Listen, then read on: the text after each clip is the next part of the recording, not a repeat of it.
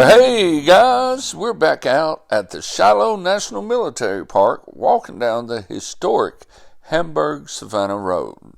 And if you were here about 4:30 in the evening of April 6, 1862, you would see that McClernand's division had fallen back here. Now, they had been fighting all day and they were pretty shot up and almost out of ammunition. Now, no fighting was going on here, but I can't say absolutely nothing was happening because Confederates from Ketchum's battery and another battery were lobbing shells into this area. You know, we explore these events on the battlefield and we like to talk about what happened here, but I want you to think a little deeper. I want to tell you about how the events here impacted specifically one family. Like I said, not much was really going on here. There were some Confederate shells being lobbed into the area and maybe a couple Confederates in the wood line across the way. But the 20th Illinois was somewhere right about here when a Confederate shell flew in and exploded and killed John Ed Thompson. Now, Thompson was the adjutant of the 20th Illinois, and it seems that everybody liked him. They liked him so much that they did not want to just leave him lying on the battlefield. A fellow officer named Frisbee and a few others took Thompson's body several yards back up into these woods. They buried him in a grave made out of logs, I'm guessing somewhere in the area you're looking now. They used logs instead of what you would think of more as a traditional grave because, well, they just didn't have time for that.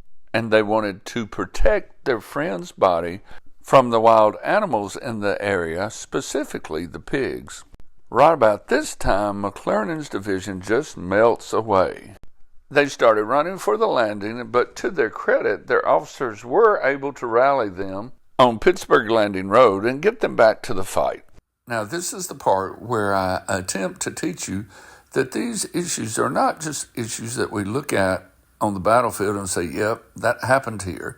These issues often had generational impacts, or they affected families and the family members for years and years to come.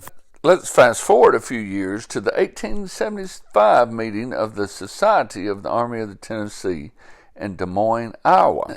In these veterans groups meetings, they would eat, of course, and get together and visit, and they would have speeches and such, but right before the speech making, they would conduct business. And part of that business was the reading of correspondence. These were letters that different people would write in and say, sorry I couldn't be there and here's why and such. One of those letters at that meeting in Des Moines in 1875 was from a Miller Thompson. He lived in Providence, Rhode Island, and I'll paraphrase it a bit for you.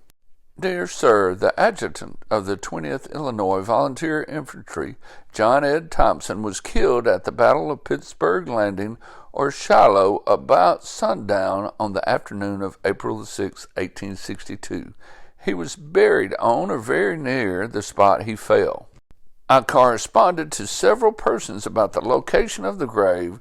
One, Orton Frisbee, and a fellow officer assisted in the burial and described the manner of the burial, namely, he was buried in a log grave and was buried in a piece of tarp rolled into a tent cloth.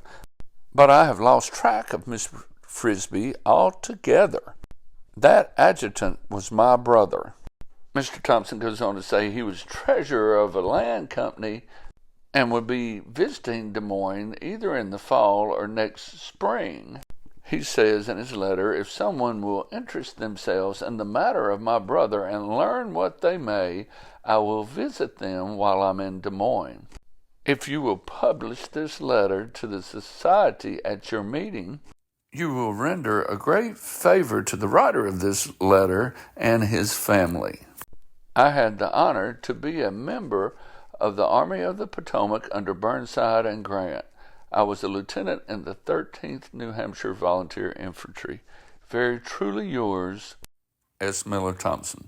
So 13 years after the battle, he was still saying, we know my brother died, but what about his body? Now, I don't know if Mr. Thompson ever visited anybody in Des Moines and found out about his brother. But I sure hope he did, so that he and his family could find some resolution to their generational trauma and maybe even some peace. Thank you.